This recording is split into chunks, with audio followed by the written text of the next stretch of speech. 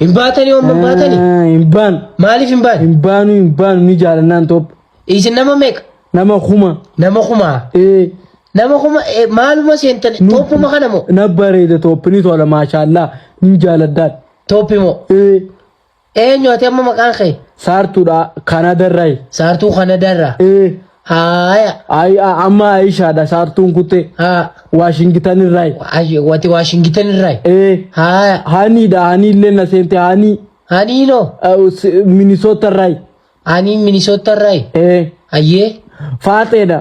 Faateenoo isa Suudiidha? Suudiidha miti. Dubaay irraa. Dubaay irraa. Amma toppuma seentanii isin?